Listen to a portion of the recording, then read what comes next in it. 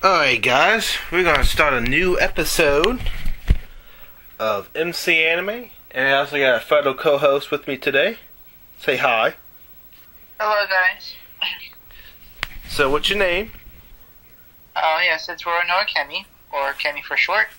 Alright. How you doing? We're pretty good. We are doing something on the spur of the moment. So with this, we're going to test how well does Chemist know his Yugioh Trivia. That's what we're doing today. And if anyone that doesn't know what Yu-Gi-Oh is a trading card game based off the manga and anime related to the same name. Monsters go into battle. You got attack, defense, spells and traps to support the monsters. Main goal is to reduce your opponent's life points to 0. Other ways to win: deck out, burning, and also alternate win conditions like Exodia Obliterate. Very famous instant win effect that's from the old first season. And yeah, that's kind of the gist of what the card game is in a technical term. Now the card game is totally separate what it is now, but the show is what we're going to focus on. So, is there anything else you want to add to that? No, not really. I'm ready. Okay. So, how well does Chemist knows his Yugioh Trivia? Okay, first question. How many life points was Levo left when Yugi activated Mirror Force during their duel? Repeat the question again? How much life points did Levo have left after Yugi activated Mirror Force during the duel? So how much life points did Weevil have after Yugi activated Mirror Force? Yes. Trying to remember. Oh wow, okay. That kind of caught me off guard.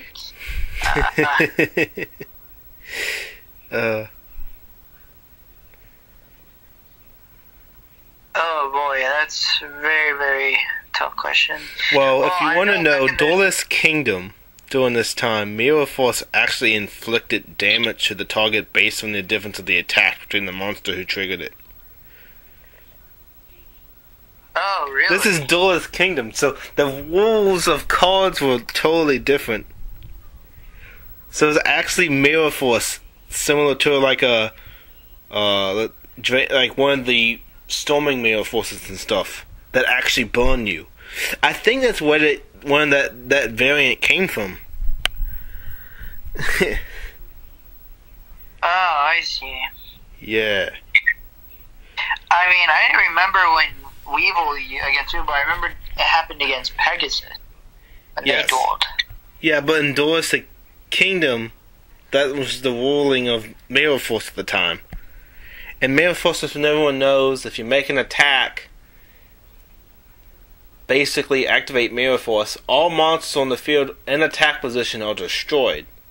That's literally what we call a battle trap, which is infamous because, well, for a long time, to get rid of monsters, you basically relied on a back row at that time.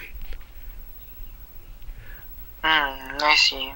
So, what do you think of Mirror Force today in today's standards? Very slow? Oh, yeah, I agree. But there is more powerful versions of Mirror Force now. So, oh, yes, that's correct. That is correct. Like, storming and drawing Mirror Force. And I feel like they'll get new support. Like, for example, not to spoil for those who didn't watch the series, but for the people who didn't see the Civil War Calco series, where they have the 3 legendary dragons. I'm trying to, one of the Kaiba's dragon. I forgot its name. You mean talk about Tyrant Dragon that actually was basically a fusion material with Mirror Force? Oh, yes, that's correct, yeah. They've been making support for that lately, actually, funny enough. Yeah, that's kind of interesting. Like, they just got new support that's now, a dragon can now fuse, now polymerization for Dark Magician and basically that dragon for Red Eyes Dragoon. It's really weird. Well, I'm going to get to that later, but as for Mirror Force, to answer your question, it's slow. I say it is really slow because traps in general, they're really, really, really slow. Okay. In the game. Well, that's actually a nice segue to the next question. So, you know how Dark Magician is the ace monster, right? Yeah. Well, what is the common trend of all the ace monsters in the series? Which series? Of all Yu-Gi-Oh series, all the main monsters they have. What's the common trend? A common trend? Yes. You look back at every ace monster of every main character. What do they have in common? Let's see. Well, well, for trend-wise, You want me to tell you? Well, hold on. At least let me think. Alright, you got 10 seconds. Come on. You should know that. So as a signature card or ace card, it's kind of like mostly associated with a duelist and tends to be used in the majority of their duels. Well, that's a good answer. That's a good answer. The common trend among these monsters, they all have 2,500 attack. Oh, yeah. Oh, I love... You tricked me. I didn't trick you. You're the one that didn't think about it. That's why you know your trends and how you know your Yu-Gi-Oh. I know some of them were level 7. Yeah, they're all level 7s too. Okay. Well, except for Utopia. Utopia is an Xyz monster. Okay. So, and then Firewall Dragon. So, when Yugi faced Mako, the ocean user, which card was made in inspiration of that battle? Like Destroy the Moon or something like that? Yes. Destroy the Moon was actually made when Yugi illegally attacked the moon to get rid of the attack boost and destroy all monsters. Yeah, I knew you were going to ask me that question. I knew that. Okay, so we're going back to Merrick's family. They were important in the days of Pharaoh. What was their occupation? They were like servants to the Pharaoh. Okay, but what was their occupation? I think. They also guard the grave. Okay, I can give you that to you. They were tomb keepers. They safeguarded the tomb and made sure the Millennium items were safe and all that stuff. Yeah, and eventually Merrick got evil and went against it. Well, during this time, Summon Skull might have been the most famous one tribute monster, but what was the downfall if it made it to defense? What was its defense? Its descent? No, if it went to defense by a card effect, what was the defense of the monster? It had 2,500 attack, but if it went to defense, what did it have? Summon Skull. It had I'm trying to remember. Summon Skull had 1,200 defense? Yes, it did. Yeah. Alright. So, fusion monsters. Yes. How do you go -1, -2, or -3 when you use a fusion spell?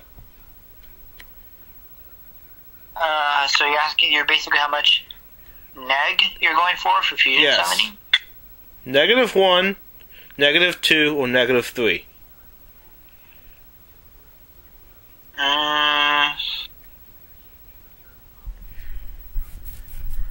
Well, I guess depends. I guess 3 cards, because you're using your fusion spell, and you gotta lose at least 2 monsters to fusion summon. On resolution of when you activate polymerization, you end up with -2 because you use a spell on 2 materials, and then you summon the monster with the spell. So you get a monster on the field after that exchange, so you go -2. I see. Okay. Because card advantage and monsters on the field outweigh the negative side. I see. Let's see. Oh boy. Let's see. Alright.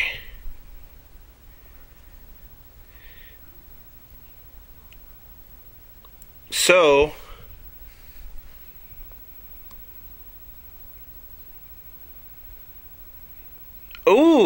so Dark Magician becomes, what does Dark Magician do when you use Time Wizard to spend time forward 1,000 years?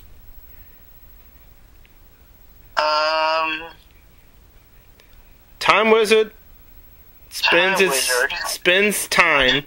Dark Magician's on the field. Which monster? Dark Sage. Yes, Dark Sage.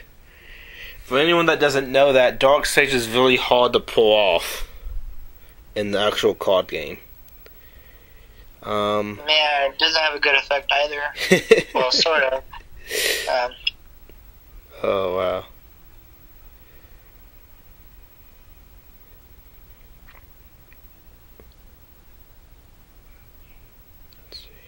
Unless you get support, then yeah. It could. Okay. So when dueling May, Joey plays Tiger Axe, a fairly powerful monster with 1300 attack. Though both Tiger Axe and Harpy Lady receive a field boost to make them equal in strength, 1690, which is the attack value.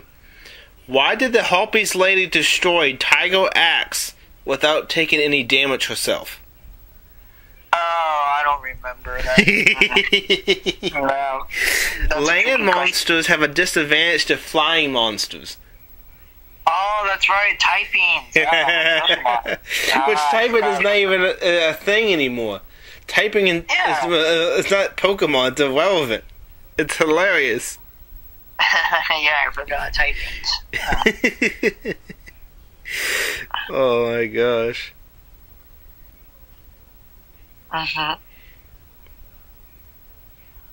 Let's see.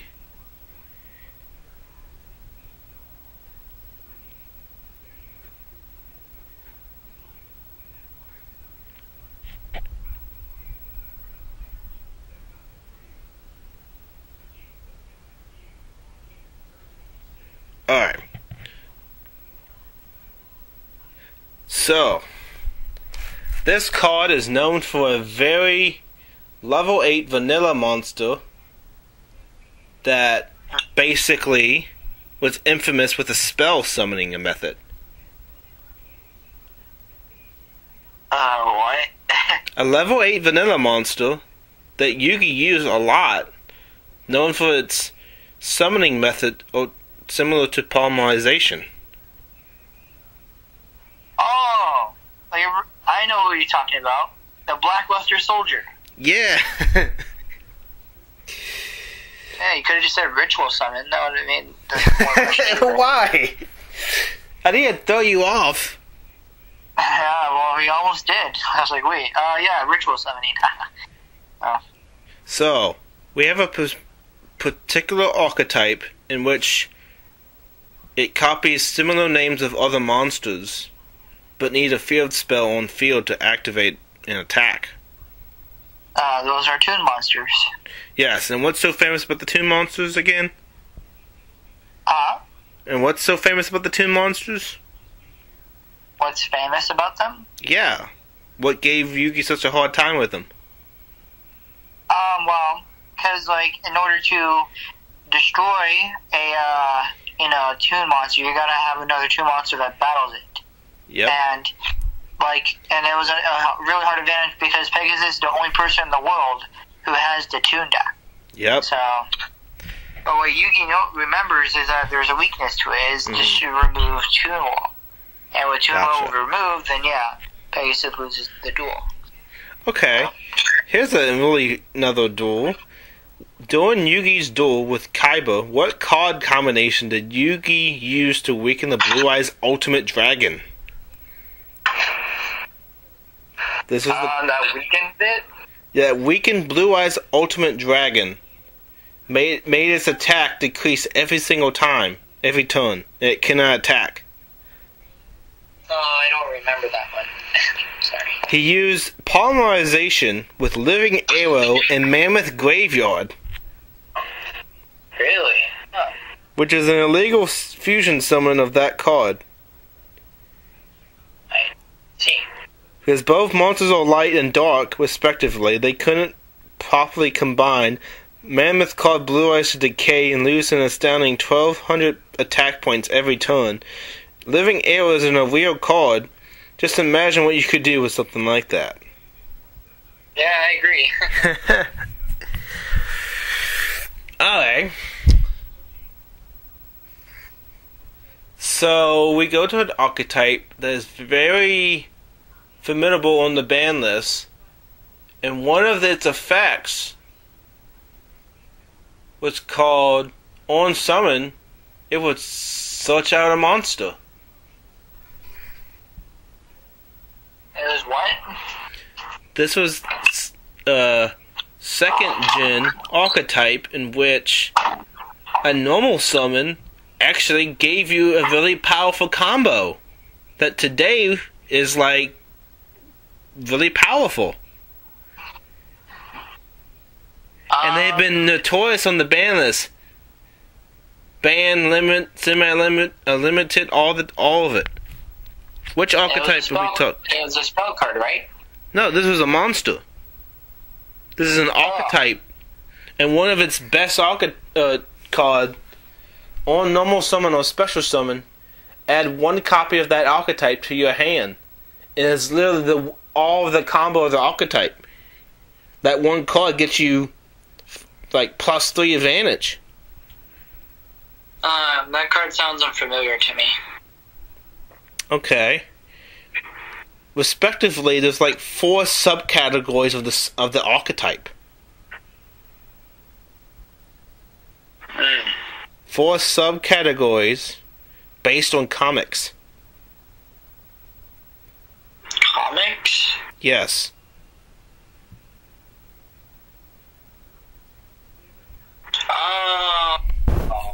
We're moving into another series. Okay. Yes. Elemental Heroes? Yes, Elemental Heroes. Oh, I was going to say, okay, so we're moving on to GX now. Okay. Yeah. Yeah, it's Stratos. Yes. Well, now it's at 3 because, well, Heroes doesn't do anything. So. Well, Hero lives and all that reinforcement of the army. Yeah. Well, actually, reinforcement of the army was limited because of the cross, actually. Oh, yeah, there wasn't, it had no restriction. It was just add 1 level 4 lower warriors. Okay.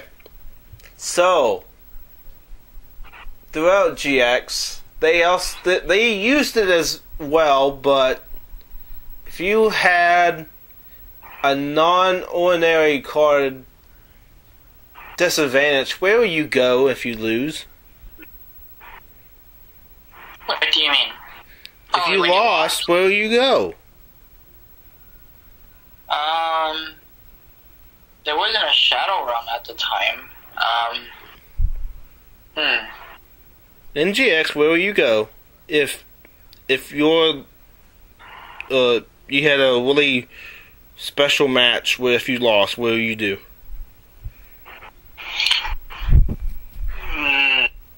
I think your soul gets taken away. Okay, that's in the realm, but they did have shadow games in GX, actually. Oh, that's right. So you did get a shadow realm. It's just a different version. It wasn't as a main focus as the first season of Duel Monsters. Yeah. Oh, okay. Okay, so here's a monster. It can absorb one monster on the field, and as a result, monsters in attack position, or monsters on the field cannot change their battle positions. What am I referring to? Take a monster, and they can't change battle positions, and they can't attack. So it cannot change battle position.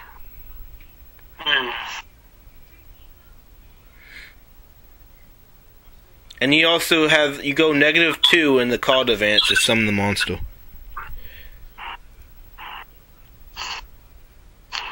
Similar to Polly.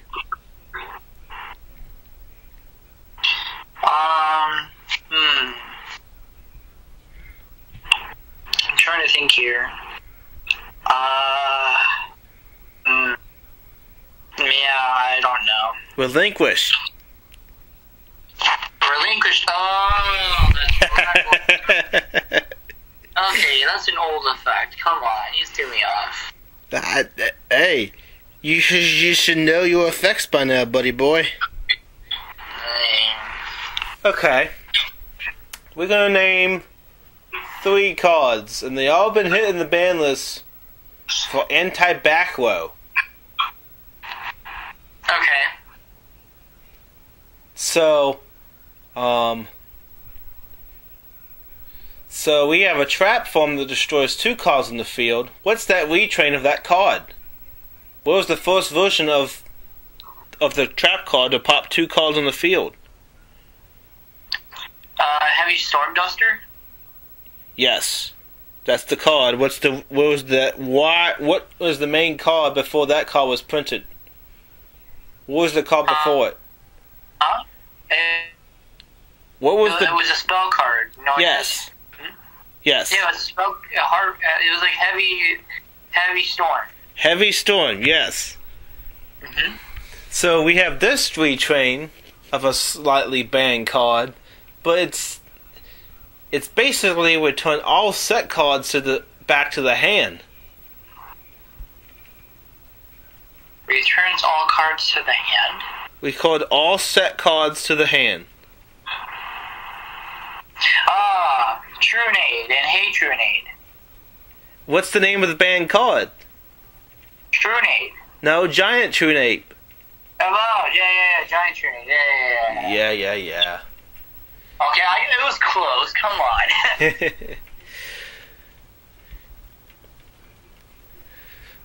Here's one last one.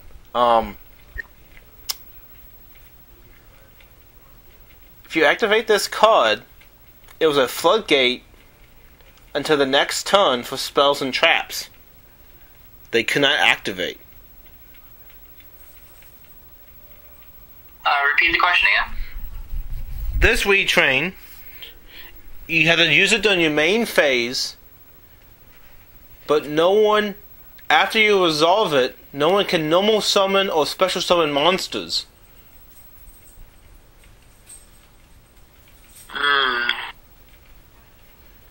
But it's a retrain for monsters, but the retrain was originally for back row. Yeah, I don't remember. Heat Wave.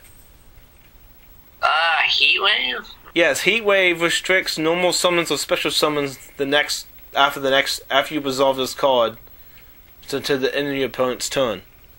And Cold Wave was the card that was banned for being too powerful against back row decks. You push for game and cut off the entire back row for the turn and the next turn.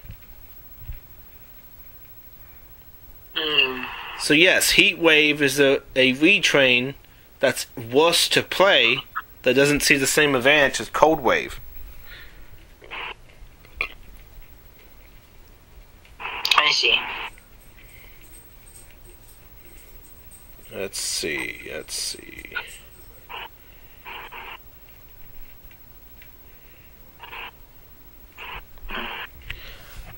Alright, so what is the name of the summoning methods in order? Huh? What is the name of the summoning methods in order in which we see it in the anime? Hold on, I think it might cut out. Repeat. What is the summoning methods in order in which we've seen in the anime from first to last? Oh, okay, easy. So there's normal set, tribute summoning, ritual summoning, fusion summoning, synchro summoning, XZ summoning, pendulum summon, and link summoning. Okay. So what did we see first? Ritual summoning or fusion summoning in the anime? Huh? What did we see first? Ritual summoning or fusion summoning? We saw ritual summoning first, I believe. Yes, we did.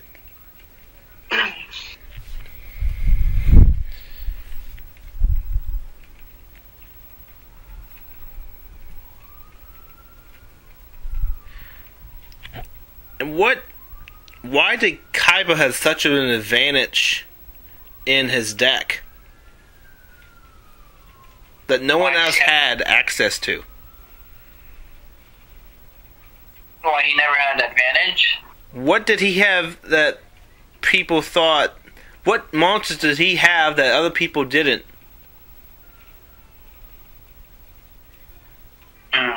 Monsters of rare. One thing. Yeah, he does get rare cards. He does have really What's the rarest card he has? The Blue Eyes White Dragon. Yes. Alright.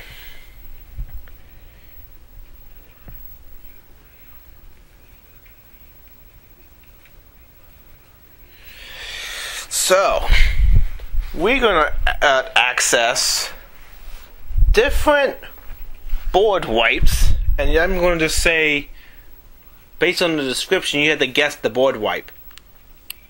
Okay? Okay. Alright. This card cannot be normal summon or set, must be special summoned from your hand by banishing all light monsters from your field and graveyard. This card's attack becomes the number of a monster's banished for a special summon. When this card is special summoned, send all other face-up monsters on the field to the graveyard. Which card am I referring to? So it's a monster that has to be summoned by banishing all light monsters in the graveyard? Yes. No light and darks, just light? Just light. All light machine monsters. Oh, light machine. Yes.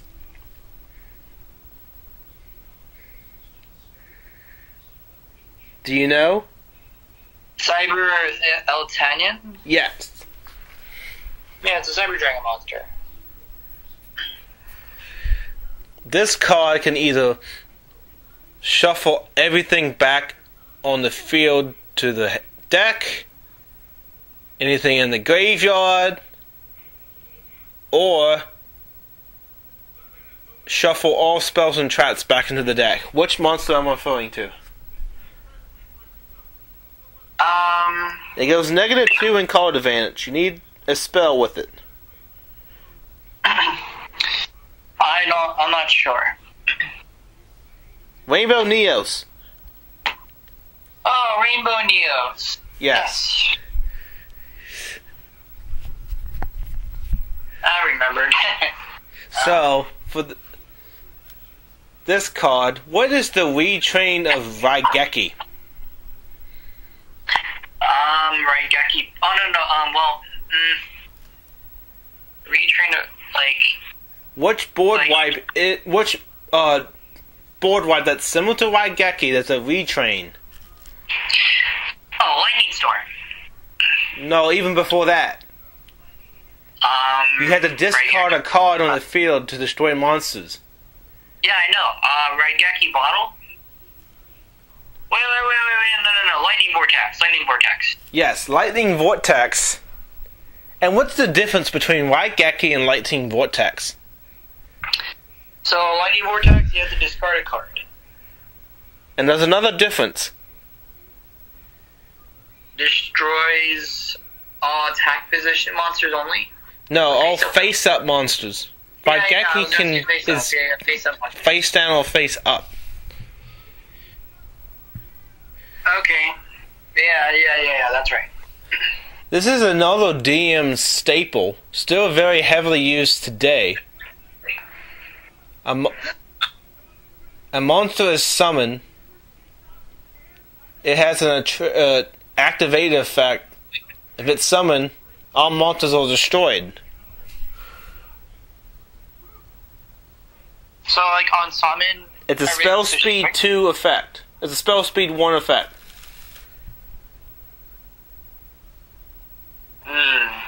I don't know that card. When a monster is summoned, you destroy all monsters on the field. Spell speed 1. Torrential Tribute. Oh, Torrential Tribute. Oh, okay. And what's a card that's similar to Torrential Tribute that can also destroy all monsters in the field? There's a lot of them, actually. No, that destroys all monsters. Another trap card that destroys all monsters. Yeah, I don't know. Needle Sealing.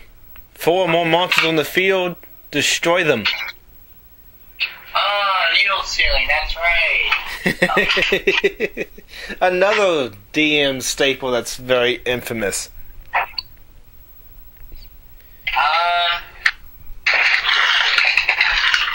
I wouldn't know. Okay. So how many signers do we have in the Synchro era Yu-Gi-Oh show? Okay, what about it? How many signers do we have in the show? 5? Yes. And all the signers come together, which dragon is formed? Oh, that's easy. It's Ultima Azuken. Okay. Not bad. Not bad. So, if you have evil signers, what is the counterpart to the signers called? The Earthbound Immortal Monsters? The Earthbound Immortals, but if you have the signers, what is their counterpart that's evil called? The group. I don't remember. The Dark Signers. The Dark Signers. Oh, I see. Yeah.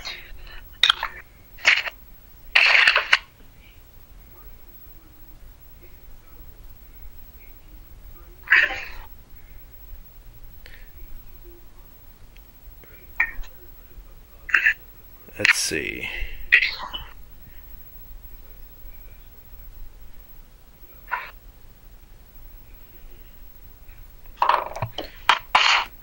Alright. So, we're going to describe a particular card, and you have to guess it. Okay. These are 2 cards that are used to special summon a monster from the deck for free. Okay? Mm-hmm. One deals with levels, and one deals with tributing a monster. Can you tell me which cards they are? It's a spell card? Both are spell cards, yes. And they're very infamous to be used in like Inforoids to mill a bunch of cards to the deck.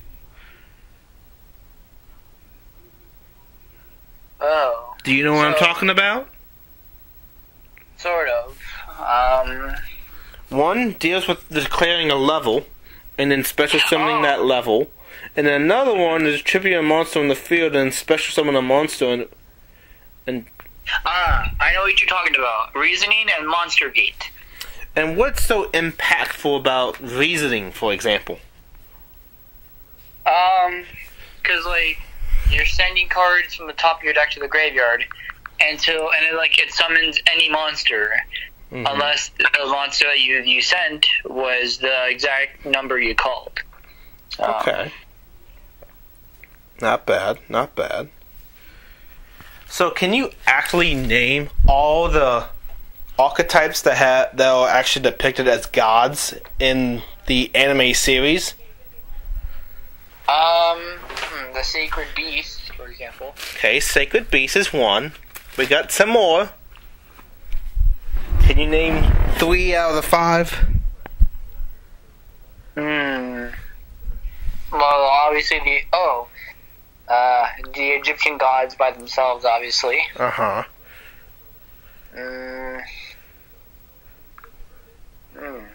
Yeah, that's all. Yeah, I'm not sure if there is more, actually. We also got the Wicked Gods, which are copies of the Egyptian gods. Eraser. Sacred Beast. No, Sacred Beast is another version as well, but Wicked Gods are fake Egyptian gods. Like Wicked Eraser and all that requires the same tributes, 3 tributes. And then you also have, respectively, Nordic as well, which is displayed in 5Ds. I see. So, alright. So I'm going to read you a card. It's really stupid to summon.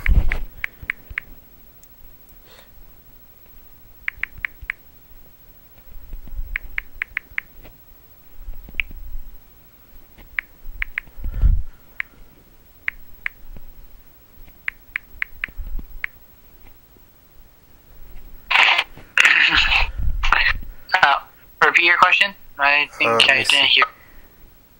Hang on.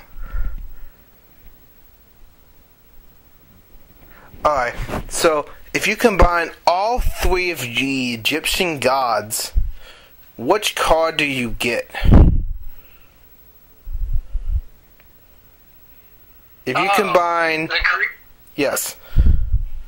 The creator. And which monster did the creator of Light battle in the flashback with Bakura and Yugi when they time traveled back? Zork? Yes.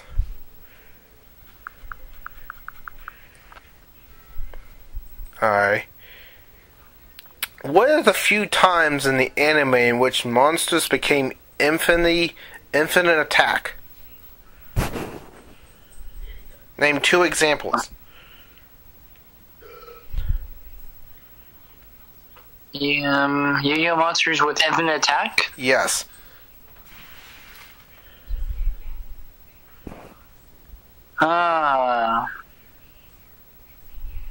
Okay, there's one. Divine Serpent Ge. Yeah. And which monster battled that again? Like the Blue Eyes. It was the Blue Eyes. It was the Blue Eyes fusion monster with Dark Magician, right? No, that was 5-headed dragon that they defeated. Wasn't there fusion with? No, you're talking about when the Guardian was trying to take over Kyber Court, the Council, and they summoned the 5-headed dragon. You talking about the monster? It's the Dragon Master. No, the Dragon Master Knight. Yeah, the Dragon Master Knight was used to defeat 5-headed God Dragon because it gained 5 on attack for each dragon on the field and graveyard. I see. The monster that Divine Guardian Gaia was facing was the special summon with the 3 legendary dragons. I see. It's immune to everything on the field, and once it does battle calculation, it basically becomes the highest monster on the field. I see. So it can defeat infinite attack, which is even harder to summon. And then also another one was Obelisk getting infinite attack as well during one of the episodes. The Tormentor actually gained ultimate attack.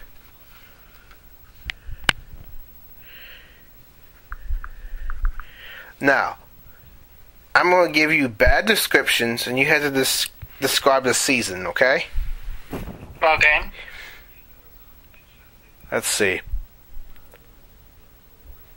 Cowabunga. We're hitting the waves. Let us feel the flow. And as a result, go into the storm. Repeat that. We're using the waves to our advantage. We're going with the flow. Into the storm we go. What am I referring to? I don't know. I'm talking about the rains. They would go into the date of storm, get a monster, go out with the flow, and as a result, ride the waves. Okay. Yeah. Okay. Here we are. All the different dimensions. We will rule and summon all the monsters of all the types on the field all at once. That's Arc 5 or Arc V. Yes.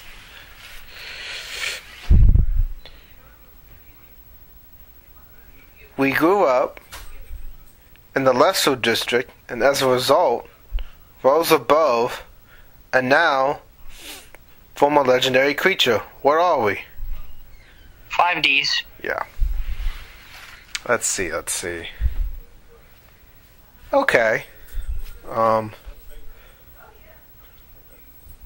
You can normal summon more than... Double summon ain't a joke anymore. You can do it 5 times on a turn now. What am I referring to? Repeat the question? Double summon? Yeah, you can summon twice, but shoot, we don't need that. We can summon 5 times on a turn. Ooh.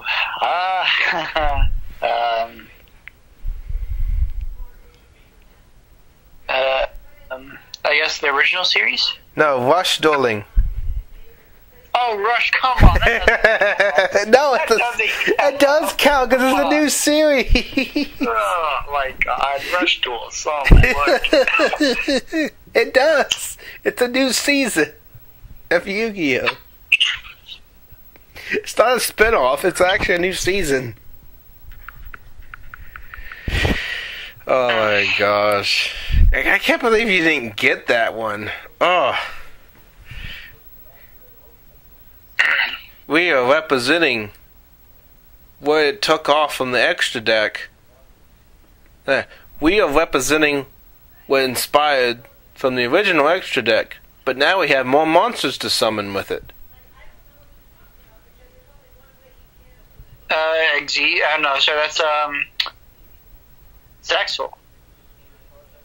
GX. Oh god, GX. Oh, they cringe. took the original extra deck and transformed it in better. I guess. Here we are. We will collect them 1 through 100. Let's go. Oh, you know, that's Zexel. That's Zexel. Here we go. Rules are rules are not necessary. We can do as we want. No, that's the original series. Now we're gonna do even something that you might catch you off guard. Okay. Here we go. All the gambling in the world. We're not just card games. We're any gambling, really. And we're dark, too.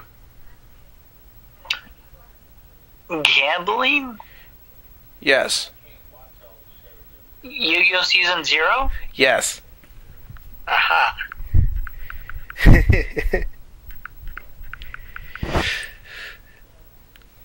So, with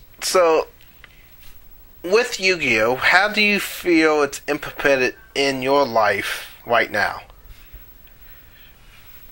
Well, I think because of Yu-Gi-Oh, it got me like a lot, like the friends that I have today, and it's a really good hobby. And I think some people even said that it's like a really good. It's a Japanese. It's supposed to become a Japanese sport apparently. I just feel like Yu-Gi-Oh as a game by itself just bring together people as friends and stuff. Mm-hmm. Well, that's not bad. So, okay. So.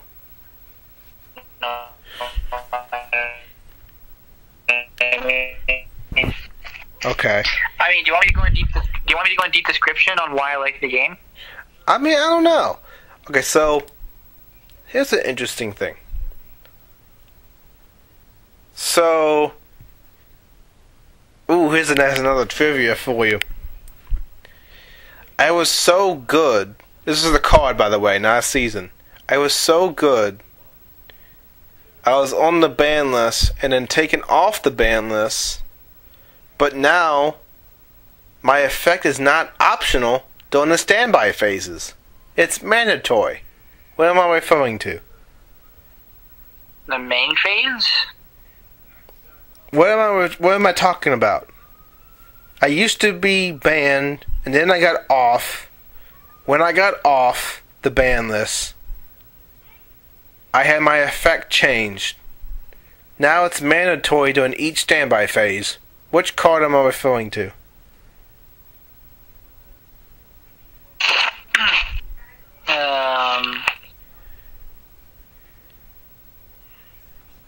I wouldn't know. Imperial Order. Oh, Imperial Order. Come on, you didn't get that one?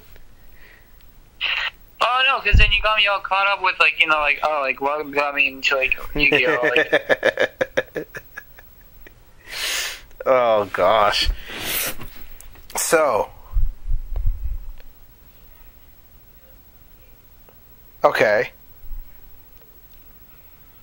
So why do you think terraforming in Metaverse and set rotation is all limited? Well, first off, they all don't have restrictions. Yes.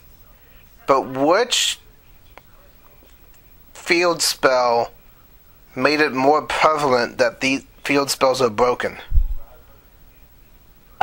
Mystic Mind, for example. Yes. When Mystic Mind Burn was a deck, Terraforming Metaverse and Set Rotation were all legal at 3. When it came out, they cut 3 different cards that all genetically search the same thing to 1. Now, which card is similar to Metaverse, but it's actually unlimited, that can also search out a field spell? Any field spell. And it's also a 1, right? No, it's at 3. It's similar to Metaverse.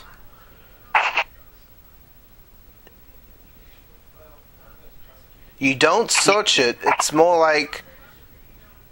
It's similar to Metaverse. You don't search it. What is it? It depends on your special summoning a monster. Oh yeah, Demise of the Land. So why do you think Demise of the Land is less powerful than like Metaverse? Because your opponent has to special summon a monster, technically, to to trigger the effect. Mm-hmm. Okay. Talking about cards that do the same thing. What's a card that can search any card? Oh, I wouldn't know. No, those cards that search any card. Doesn't matter the name, whatever. What card searches any card? I mean, I wouldn't know either. Well, two that come to mind is Gold Sarcophagus and Different Dimension Capsule. Each are basically the same thing. Oh, okay, that's true. Banish a card and then add it to the second standby phase. I see. Now, which strategy can use Gold Sarcophagus and immediately get a value of banishing a card from the deck?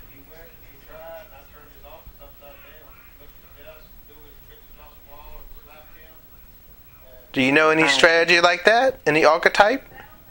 No.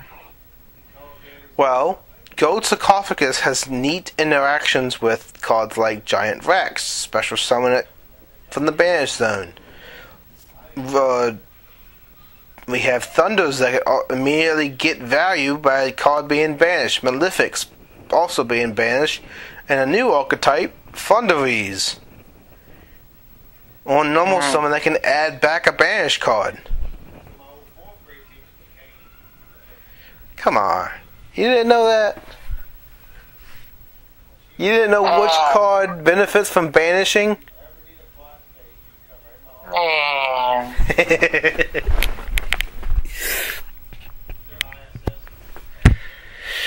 Which card, the original card to special summon from a graveyard, where's the original card for that? There's like two answers. What's the slower version of that card? Call the Haunted. Okay.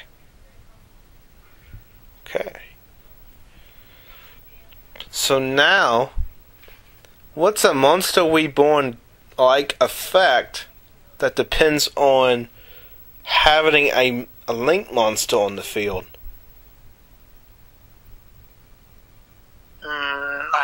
I wouldn't know. World Legacy Succession. Oh, that's right. World Legacy Succession. That's a really powerful spell card. Which is a Monster Reborn for dragon types? If you have a dragon monster, which card can you use to special summon a dragon from the graveyard? Oh, Revival of the Dragon Lords? 5 of the Dragon Lords. You also have different versions. Guardian Dragon support. There's all kinds of stuff. Yeah, because like that card specifically for Blue Eyes is so good. Yeah, and then you also have there's also another card that can special summon a level normal monster from the field too. Normal monsters? Yeah, normal cry, I think. You can basically summon a Blue Eyes. It's a quick play spell card.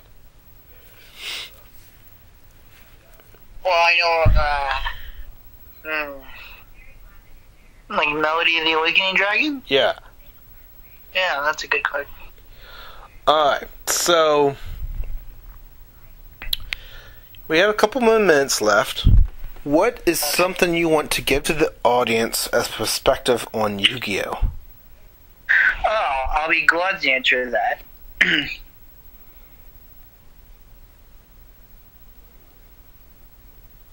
Let me get a drink of water real quick. Okay.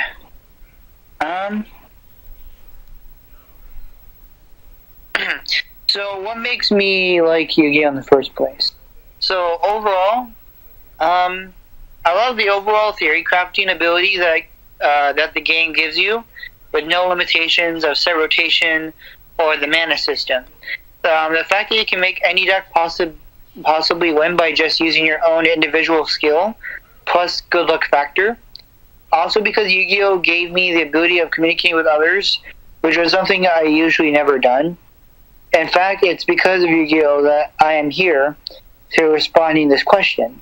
Despite the fact the community that can be toxic, most people are not toxic, which is good.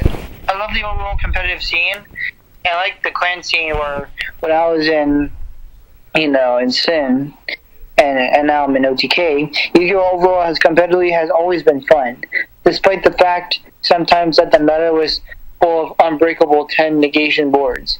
I love Yu-Gi-Oh! Overall, planning during a duel, knowing card knowledge, hands, sets, possibly, etc. Playing around cards, trying to predict the opponent, and trying to figure out how to fully defend yourself from your opponent. I love games challenges my mind into committing to a thinking, as it makes me feel more active. That's just my perspective from it. True.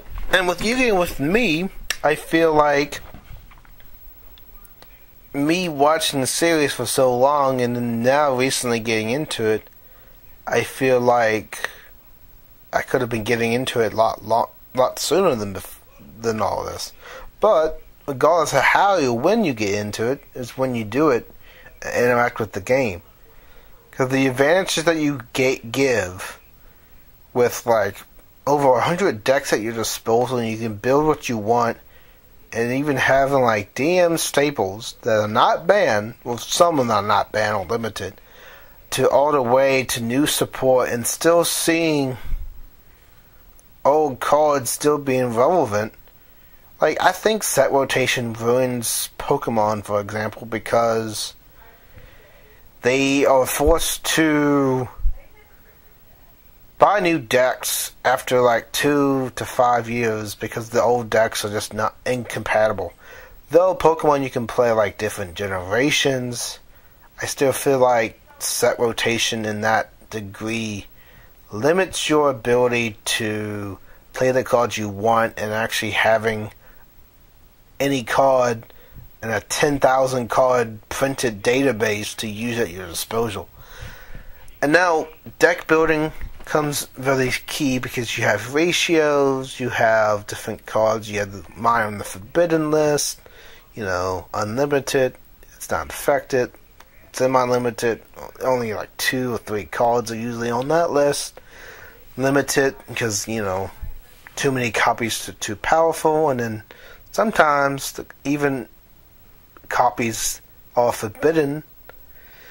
I feel as it gives you a variety of cards to use at your disposal, and then you have like different ways to win, different archetypes that have different niche effects to activate on the field and how they play their game style. Fan base is pretty big considering the trading card game came after the manga and then the anime and all of that. So it's one of those things that influence an entire franchise that's still ongoing. Now, Rush Dueling, I don't know how that's going to be, but I think that's the only blunder in the franchise. Speed Dueling was not really a blunder for me because it's very impactful in the card pool Duel Links as well. But I am excited for Master Duel. What do you think? Yeah, I'm excited with Master Duel too. The only thing that concerns me with Master Duel is how they're gonna put money into it, Because I think it's gonna be like you can buy certain cards at certain rarities to have upgrade from common cards, and there's also maybe other ways they make money off it. But they're gonna have it for free. The TCG and OCG 10,000 card database. Yeah, I see. Well, closing statement for Yu-Gi-Oh! Is basically, it's a big franchise, and as a result, Chemist doesn't know his trivia really well, but, go to you, who can know everything, right? Yeah, I agree. You didn't know it. You got a couple right, but the majority of the time, you didn't know what to answer. So obviously what's your closing argument? Closing argument for what? Just what we talked about.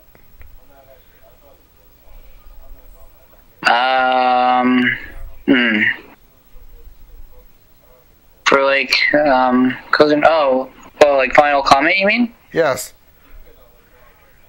Well, I say for people who are new to Yu-Gi-Oh, at first it is hard to understand it, but when you get used to the game mechanics and stuff, it's really quite easy. I think that's all I have to say about that. Well, this wraps up the episode for us. Hope you guys have enjoyed your time, and hopefully Chemist made a fool of himself in the trivia section. Hopefully we can make a fool of him more, you know? Yeah. It was all nice and last, but this concludes the third episode of MC Anime. Over and out. Say goodbye. Good night, everyone. Alright, well, see you around the next episode when it comes out.